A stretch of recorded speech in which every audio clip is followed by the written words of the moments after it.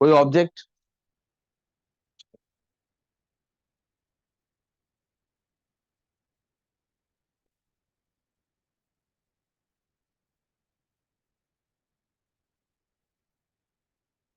कोई ऑब्जेक्ट किसी लिक्विड में इमर्ज किया जाएगा पार्शियली और कंप्लीटली।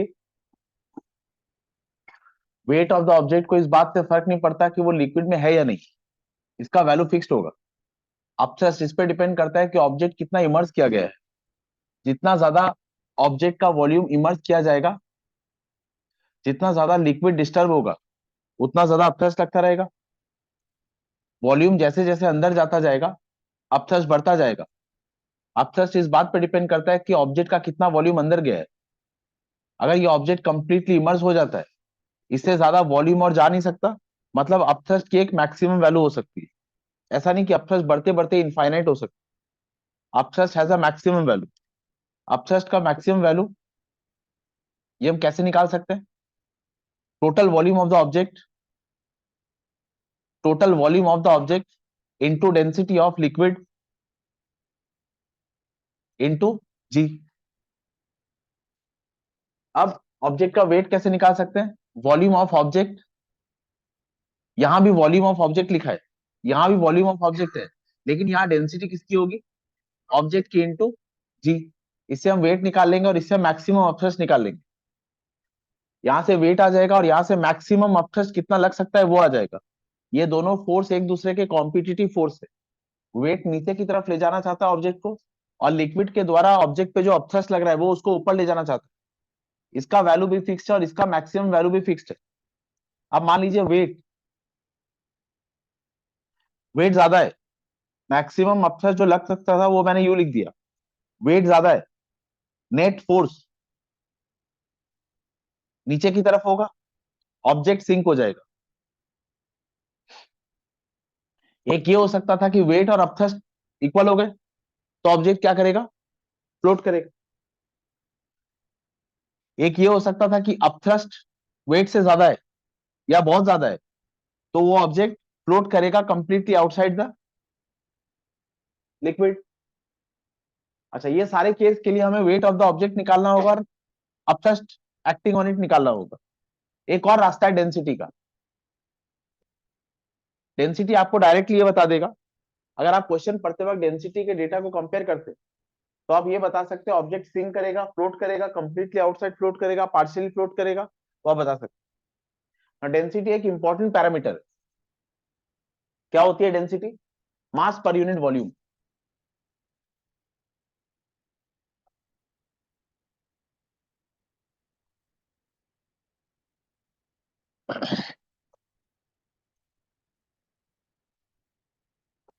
यहां तक कोई डाउट तो नहीं है ना? True weight, apparent weight, loss in weight, weight of the liquid displaced by the object, ये सारे टर्म्स आपको पता है? क्लियर है ना एकदम? एपरेंट वेट, एपरेंट वेट निकालने का फॉर्मूला क्या था?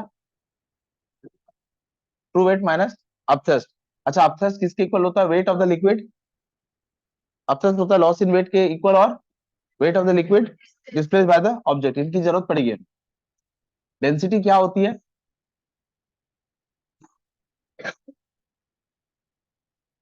ये क्यूब बना लीजिए, इसको काफी हिस्सों में बांट लीजिए।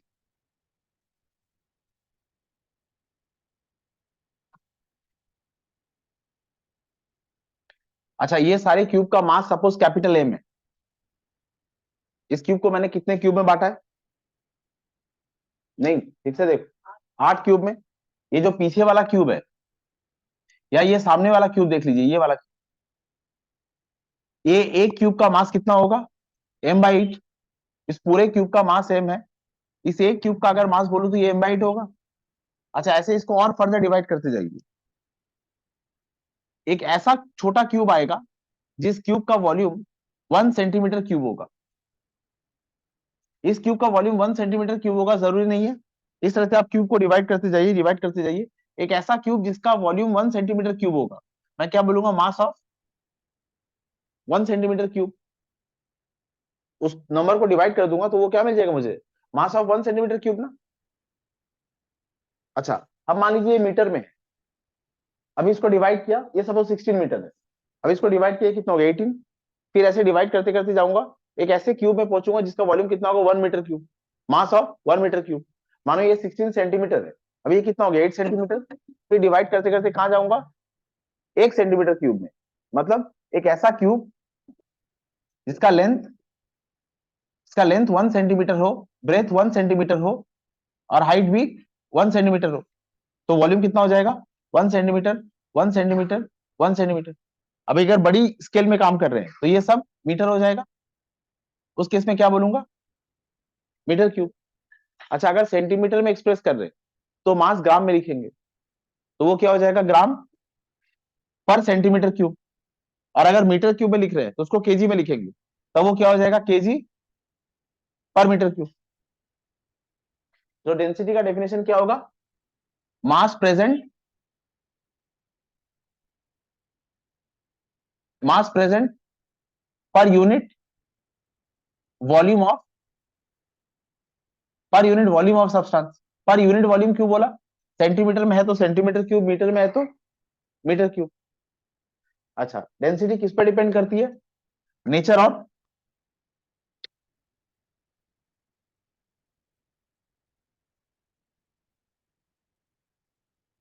densities of substances cannot be added or subtracted।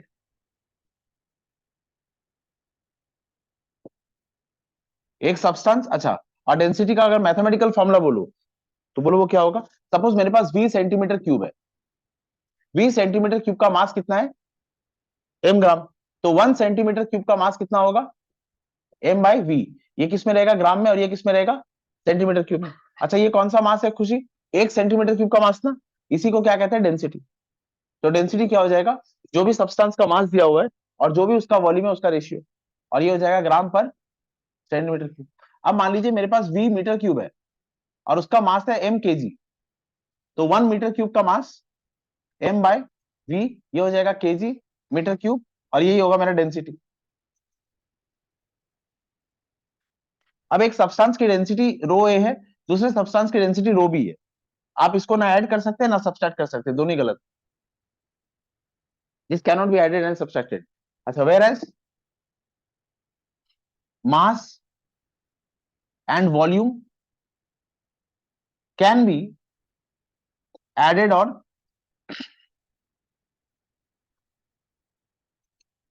Subtracted. Mass और वॉल्यूम ऐसी क्वांटिटी जिनको आप ऐड कर सकते हैं घटा सकते हैं, डेंसिटी के साथ ऐसा नहीं कर सकते। मतलब एक सब्सटेंस की डेंसिटी है 2.1 ग्राम पर सीसी, और एक दूसरे सब्सटेंस की डेंसिटी है 4.2 ग्राम पर सीसी। अब मैं तुम्हें कहता हूं what is the density of both the substances combined together, तो उसको तुम ऐसे लिख देते हो 2.1 प्लस 4.2, कोई सेंस नहीं इस बात। ये अलजेब्रिक एडिशन फॉलो नहीं कर सकते, ये अलजेब्रिक सब्ट्रैक्शन फॉलो नहीं कर सकते। अगर तुम्हारे पास वैल्यूज है x1 x2 x3 x4 x4 x5 ऐसे, तो ना इसको हम x1 plus x2 plus x3 कर सकते हैं, ना x1 माइनस x2, ऐसा कोई अलजेब्रिक एडिशन इसमें फॉलो नहीं हो।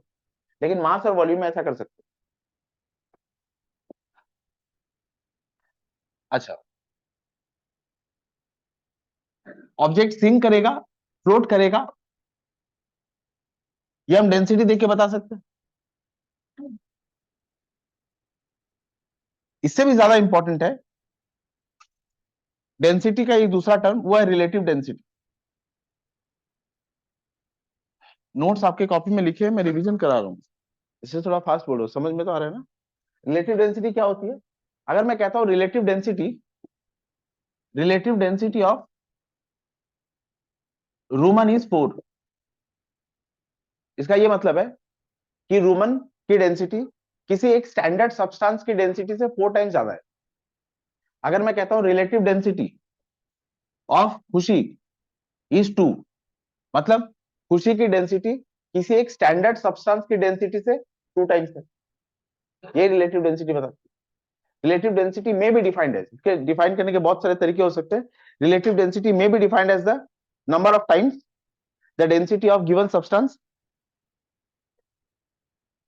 इज ग्रेटर क्या होता है, नंबर ऑफ टाइम्स बता दिया ना।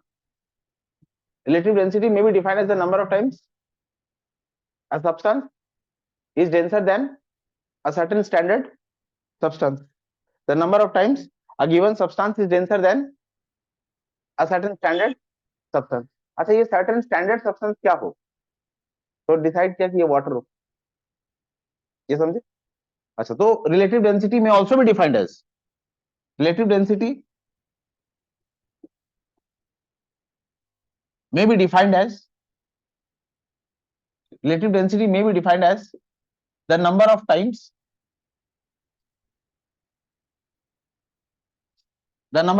a substance is denser than a certain standard substance. अब ये स्टैंडर्ड सब्सटेंस क्या हो, इसको वाटर ले लिया क्योंकि हर जगह अवेलेबल है, इजीली अवेलेबल सब्सटेंस है ना, तो relative density may also be defined है, इसमें कोई डाउट नहीं है। Relative density may also be defined as, इसको ऐसे लिख रहा हूं, density of a substance by density of, अब ये स्टैंडर्ड सब्सटेंस क्या फिक्स कर दिया हमने, water, by density of water at 4 degree Celsius. अच्छा ये अगर 4 डिग्री सेल्सियस में नहीं गिवन हो, किसी और टेम्परेचर में गिवन हो तो क्या करेंगे, डेंसिटी 4 डिग्री सेल्सियस में कितनी होती है, 1 ग्राम पर, मानो ये डेंसिटी गिवन नहीं है, मानो डेंसिटी गिवन है, density of water he given है एट 12 डिग्री सेल्सियस, तो सम सॉल्व करेंगे कि छोड़ देंगे,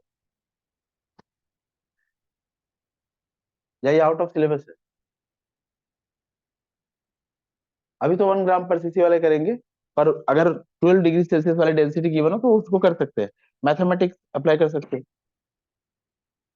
आते हैं उस पर, इसमें कोई डाउट है। दो सब्सटेंस की डेंसिटी, ऊपर वो सब्सटेंस जिसमें तुम्हारा इंटरेस्ट है, नीचे वाटर, ऊपर तुम जो चाहते हो वो रखो, पर नीचे वाटर रहेगा। अच्छा अब डेंसिटी का डेफिनेशन पढ़ा था ताकि इसको तोड़ सके, क्या होगा डेंसिटी का definition, mass per unit volume of, यहाँ क्या लिखो, mass per unit volume of substance, यहाँ क्या लिखो, mass per unit volume of water, mass per unit volume of substance by mass per unit volume of water at 4 degree Celsius. अच्छा ये per unit, इसका तो ये मतलब है कि जो सब्सटेंस मुझे दिया गया है वो सपोज 20 सेंटीमीटर क्यूब का है, मान लेते हैं 20 सेंटीमीटर क्यूब का है, और उसकी तुम्हें रिलेटिव डेंसिटी निकालनी है, तो उस सब्सटेंस को, ये सपोज उसका वॉल्यूम है, अब उस सब्सटेंस को तुम्हें तोड़ना होगा, क्योंकि इसका वॉल्यूम कितना है 20 सेंटीमीटर क्यूब, और यहां तुम्हें कितना चाहिए पर सेंटीमीटर क्यूब, मतलब इसको तोड़ के इतना सा टुकड़ा निकालना होगा, फिर इसको अलग से वेट करना होगा, तो इससे सब्सटेंस खराब होगा ना, नहीं समझे। डेंसिटी का अगर तुम्हें रिलेटिव डेंसिटी निकालने की सब्सटेंस की, तो ये क्या है, डेंसिटी का रेशियो, और इसका अगर मैं डेफिनेशन लिखूं तो ये क्या है, mass per unit volume of substance. अब सपोज मैंने तुम्हें सब्सटेंस दिया, उसका वॉल्यूम है 20 सेंटीमीटर क्यूब, लेकिन तुम्हें मास कितने का चाहिए, 1 सेंटीमीटर क्यूब, तो इसको तुम्हें तोड़ना पड़ेगा ना। अब मैं रेस्ट्रिक्शन लगा रहा हूँ कि मेरे सब्सटेंस खराब नहीं होना चाहिए, रिलेटिव डेंसिटी तुम्हें निकालना है, तुम निकालो, तो क्या करें।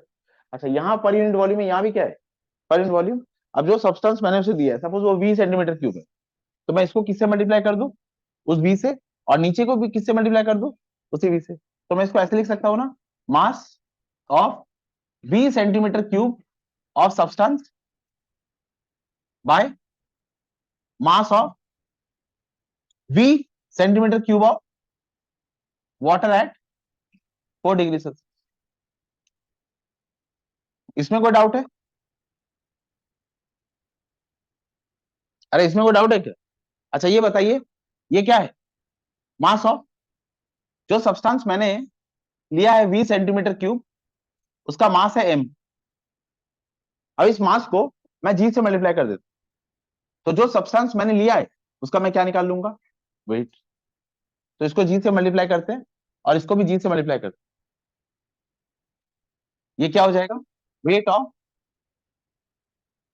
v centimetre cube of substance by weight of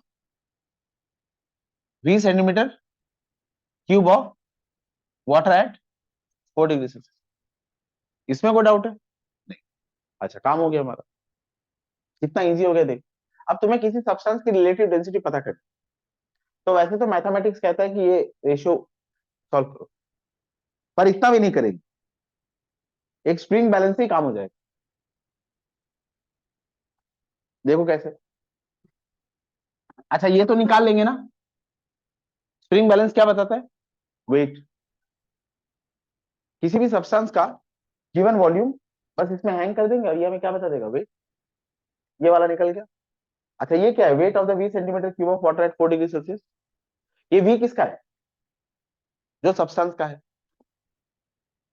ये v कौन सा है, सब्सटेंस का ना। अब मानो सब्सटेंस का वॉल्यूम v1 है, तो ये भी कितना हो जाएगा, v1। ये मानो v2 है, ये भी कितना हो जाएगा, v2। मतलब ये वॉल्यूम डिपेंडेंट है कि इंडिपेंडेंट, डिपेंडेंट। किस पर डिपेंडेंट है, वॉल्यूम ऑफ सब्सटेंस पे। आपको याद है आर्किमिडीज प्रिंसिपल,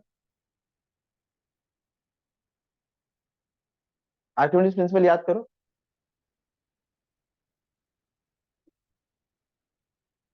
बच्चों इधर देखो, ओए, ऑब्जेक्ट का volume suppose v centimetre cube है,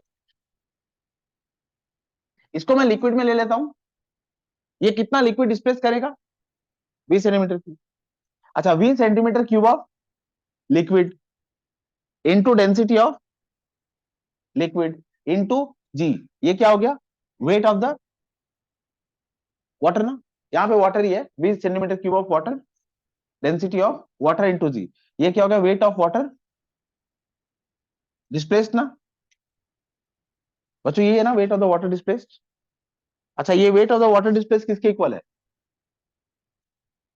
जितना वेट वाटर डिस्प्लेस होगा उतना ही क्या लगेगा, आर्किमिडीज प्रिंसिपल ये कहते हैं, the thrust acting on a body partially or completely immersed in liquid is equal to the weight of the liquid displaced by the object। तो ये weight of the liquid displaced by the object है, weight of the liquid displaced by the object को मैं क्या लिख सकता हूँ, upthrust. अच्छा, अपथ्रस्ट किसके इक्वल होता है, लॉस इन वेट। और लॉस इन वेट क्या होता है, true weight minus apparent wait. और ये ट्रू वेट क्या है, वेट इन एयर, और ये एपरेंट वेट क्या है, वेट इन लिक्विड, यहां पर वाटर। तो एक काम करते, एक सब्सटेंस लेते, उसको हवा में वेट कर लेते, वो होगा मेरा W1, और फिर उसको लिक्विड में इमर्स कर देते हो, फिर इसका एक वेट होगा। अच्छा, ये जो वेट होगा वो एयर से कम होगा कि ज्यादा होगा, कम होगा, उसको लिख लेते हैं W2। तो उसका लॉस इन वेट कितना हुआ है, W1 माइनस W2। और ये लॉस इन वेट ही क्या है, अपथ्रस्ट। यही क्या है, weight of the liquid displace bye v volume of the substance. तो मैं ऊपर क्या लिखूंगा, W1, और नीचे क्या लिखूंगा, W1 माइनस W2, और वो मुझे क्या दे देगा, रिलेटिव डेंसिटी। बच्चों इसमें कोई डाउट है, फिर से बोलो। हाँ, बता रहा हूँ, कौन सी लाइन में, इसमें डेंसिटी का डेफिनेशन है तो लिखा है। अगर ये 1 है, ये 1 है, अच्छा ये मानो v है, ये भी v है, ये v भी कैंसिल, तो फिर यहाँ क्या हो जाएगा, 1 1 हो जाएगा। मैंने कहा था डेंसिटी के डेफिनेशन में मास पर यूनिट वॉल्यूम चाहिए। अब सपोज मैंने तुम्हें एक सब्सटेंस दिया है, वो सब्सटेंस का वॉल्यूम 20 सेंटीमीटर क्यूब है, और तुम्हें मास किसका चाहिए, 1 सेंटीमीटर क्यूब का। मतलब तुम्हें सब्सटेंस को काटना पड़ेगा ना, तोड़ना पड़ेगा, सब्सटेंस को खराब करना पड़ेगा। मैं इसका ऑल्टरनेटिव बोल रहा हूँ कि सब्सटेंस को खराब मत करो, यहाँ 1 है, यहाँ 1 है। अब जो सब्सटेंस मैंने तुम्हें दिया, सपोज वो 20 सेंटीमीटर क्यूब है, तो वाटर को भी 20 सेंटीमीटर क्यूब ले लो, हो गया काम खत्म। अच्छा, इसको 20 से मल्टीप्लाई कर दिया, इसको 20 से मल्टीप्लाई कर दिया, तो ये क्या हो गया, mass of 20 centimetre cube of substance, और ये क्या हो गया, mass of 20 centimetre cube of water. और फिर इसको जी से मल्टीप्लाई कर दिया, तो ये हो गया वेट। ये मुझे स्प्रिंग बैलेंस से मिल जाएगा, ये भी मुझे स्प्रिंग बैलेंस से मिल जाएगा। इसमें कोई डाउट है? अच्छा, आरडी ये हो गया वेट ऑफ सब्सटेंस बाय, और यहां क्या लिखूं बच्चों? अच्छा, wait of substance in air, और ये होगा weight of substance in air minus wait of substance in water.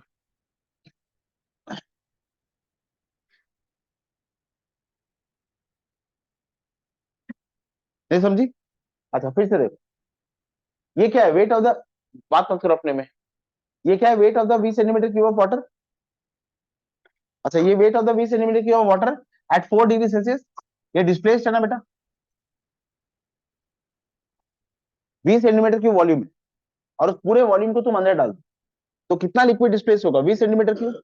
उसको डेंसिटी से मल्टीप्लाई कर दो लिक्विड के, तो जी से मल्टीप्लाई कर दो, वो क्या होगा? Weight of the liquid displace. Archimedes principal कहते हैं ये किसके इक्वल है? अपथर्स्ट। और अपथर्स्ट किसके इक्वल है? Loss in weight. और लॉस इन वेट क्या होता है? True weight minus apparent weight. ये ट्रू वेट, ये एपरेंट वेट। इसमें कोई डाउट है? अच्छा, अब इधर देखो, अरे बच्चा लोग बात मत करो अभी। ये बताइए रिलेटिव डेंसिटी निकालने के लिए, इसको मैं 1 नंबर इक्वेशन देता हूं, इसको मैं 2 नंबर इक्वेशन देता हूं। ये जो रिलेटिव डेंसिटी के निकालने के इक्वेशंस मैंने लिखे हैं, ये रेशियो ऑफ सिमिलर क्वांटिटीज है कि डिफरेंट क्वांटिटीज है?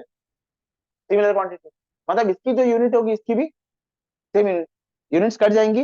Relative density has no unit because it is a ratio of similar quantities. RD has no unit since it is a ratio of, since it is a ratio of similar quantities. ये relative density निकालने का पहला तरीका है। अच्छा, यहां हमने क्या लिया है? वो अच्छा, अब मानो मेरे पास,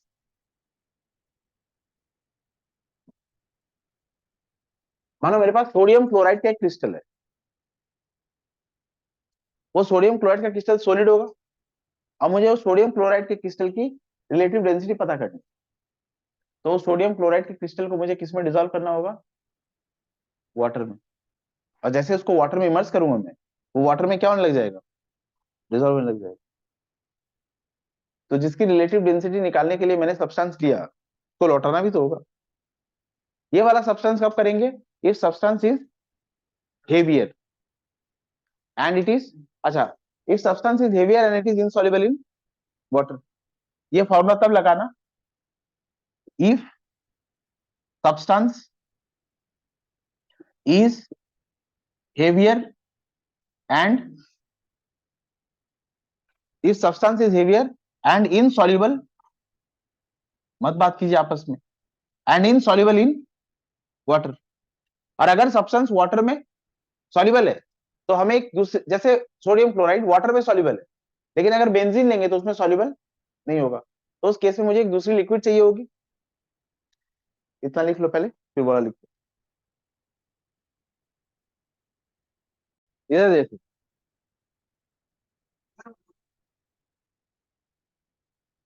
अच्छा, ए सुन,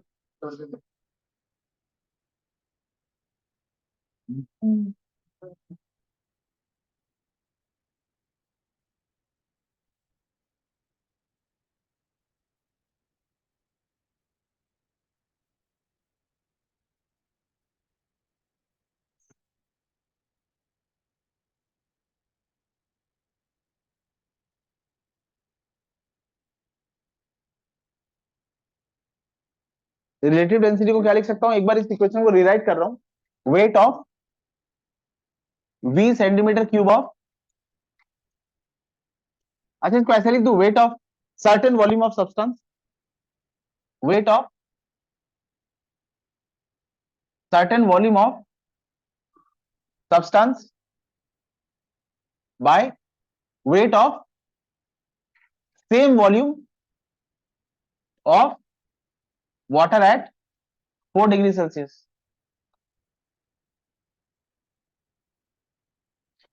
वो सब्सटेंस वाटर में क्या है? सॉल्युबल। तो हमें क्या लेनी होगी? दूसरी लिक्विड। अब मैं क्या कर रहा हूं, इसको ऐसे लिख रहा हूं, वेट ऑफ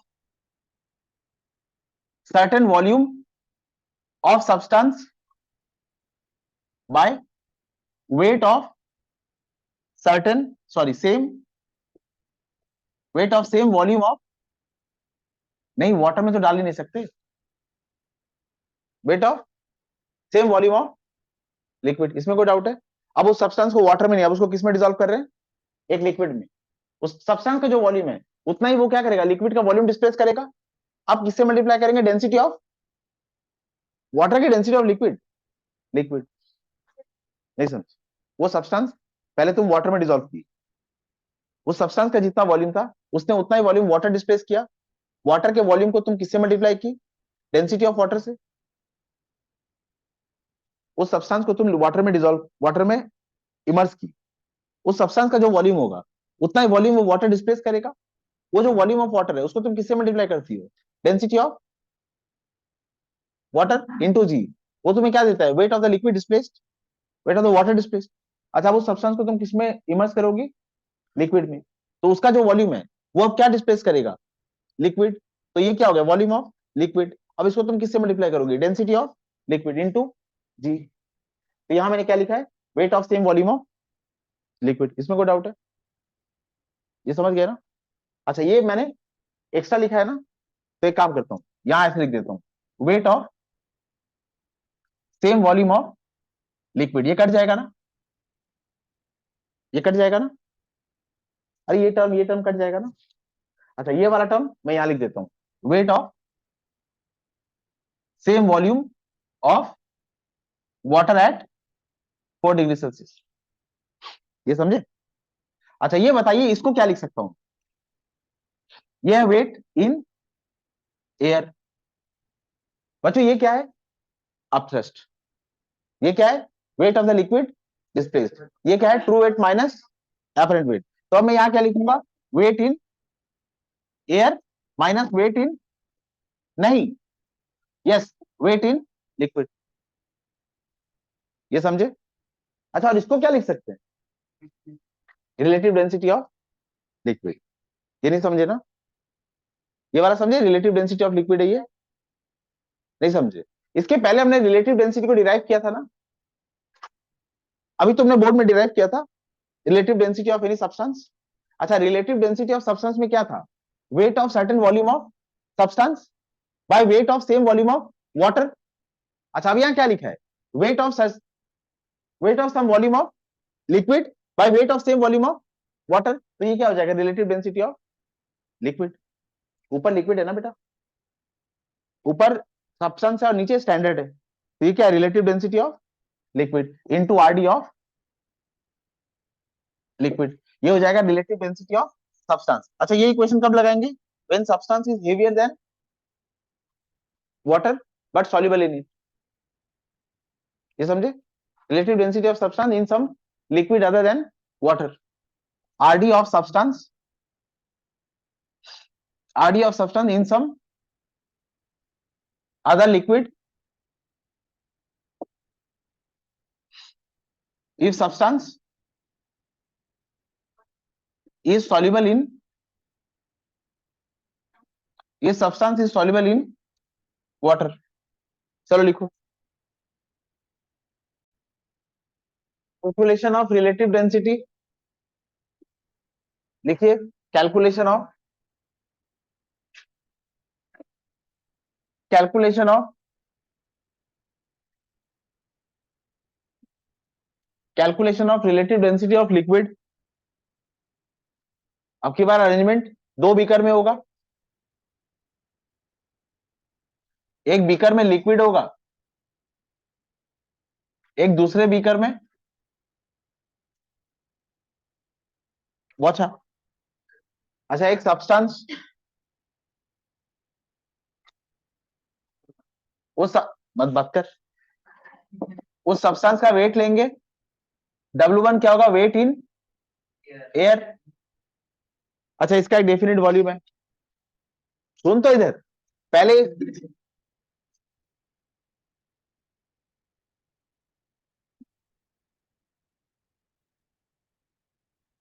पहले इसको लिक्विड में इमर्स करेंगे,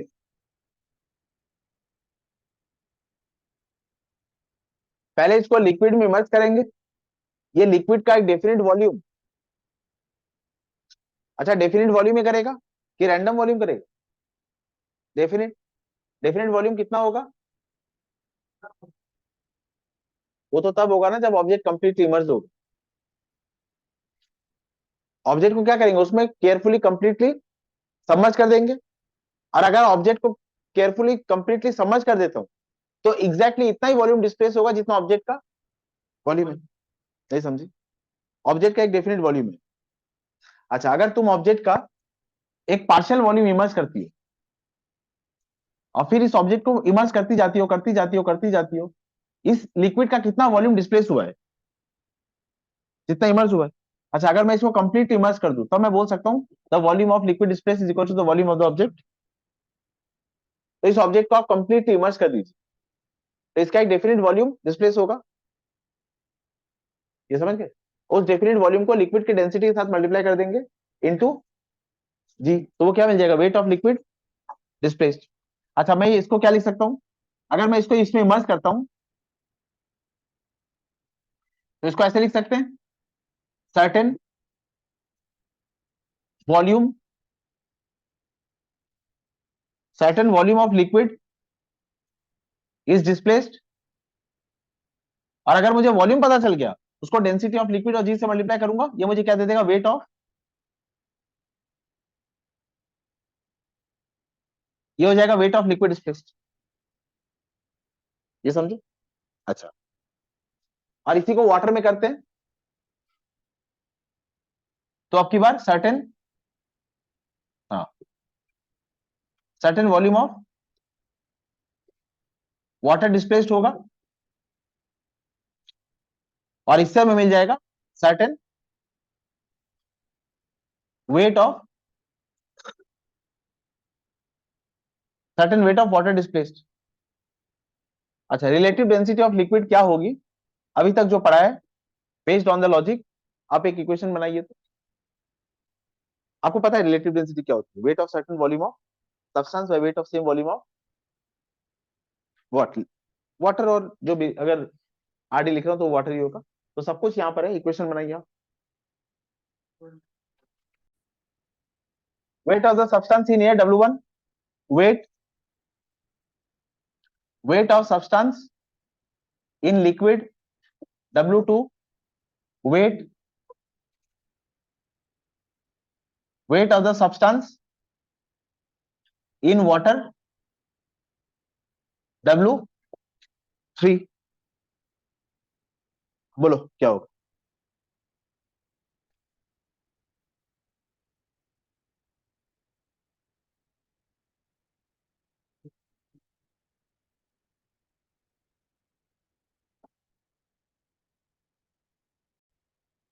wait of certain volume of substance by weight of same volume of water. अच्छा, अब इस सब्सटेंस की जगह मैं क्या लिख रहा हूं? लिक्विड। तो यहां क्या हो जाएगा? लिक्विड। ये क्या होगा? Weight of certain volume of liquid by weight of same volume of water. अच्छा, इस सब्सटेंस का वेट, ये जो W1 है ये क्या है? Weight of the substance. ये जो W2 है ये भी क्या है? Weight of the substance. ये जो W3 ये भी क्या है? Weight of the substance. अच्छा, ये बताइए, ये weight of the substance in air है, W2 क्या है? Weight of the substance in liquid. Loss in weight कितना हुआ है? W1 minus W2। ये जो लॉस इन वेट हुआ है ये किसके इक्वल है? वेट ऑफ द अपथ्रस्ट या wait of the liquid displaced. अच्छा, तो मैं यहाँ पे क्या लिख सकता हूँ? W1 माइनस W2 ना, ये क्या है? Weight of certain volume of liquid. बेटा ये क्या है? Weight of the substance in air. और W2 क्या है? ये भी वेट ऑफ द सब्सटेंस है इन लिक्विड। तो लिक्विड कितना डिस्प्लेस हुआ है? W1 minus W2। ये क्या हो गया? Wait of certain volume of liquid. अच्छा, अब मैं क्या करूंगा आदित्य? W1 माइनस W3, तो वो क्या दे देगा मुझे? Wait of same volume of water, W1 minus W3। ये दे देगा मुझे रिलेटिव डेंसिटी ऑफ लिक्विड। इसमें कोई डाउट है? लिख लो। प्रियम, दिस वाज द लॉजिक। तो बोला क्यों नहीं? Relative density of a substance is 0.3. What is its density in kg per meter cube? बोलो क्या होगा? What is its density in kg per meter cube? Roman क्या होगा आंसर?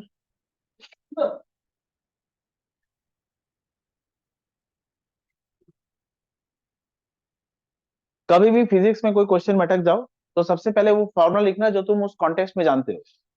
तुम्हें रिलेटिव डेंसिटी का फॉर्मूला पता है. तुम देखो ये दिया हुआ Roman, relative density of substance, relative density of substance ये कितना दिया हुआ है? 0.3. और तुम्हें रिलेटिव डेंसिटी का रेशियो पता है, ये क्या है? Density of substance by density of water. मतलब ये कितना दिया है रोमन? 0.3. और तुझे पूछा क्या? Density of substance in KG पर मीटर क्यूब. तो तू अब ऐसे लिख ले, डेंसिटी ऑफ सब्सटेंस ये क्या होगा? 0.3 into density of water in KG पर मीटर क्यूब. रोमन वाटर की डेंसिटी होती है 1 ग्राम पर सीसी, और वाटर की डेंसिटी होती है 1000 केजी पर मीटर क्यूब. तो अब तुम ये 0.3 को किससे मल्टीप्लाई करोगे? 1000 से. ये आ जाएगा 300 केजी पर. ये हो गया तुम्हारा density of substance in KG metre. ये समझे? ऐसा एक क्वेश्चन, शॉर्ट क्वेश्चन, 1 मार्क्स का स्कूल में आ ही सकता है. चलो अब एक क्वेश्चन लिखो.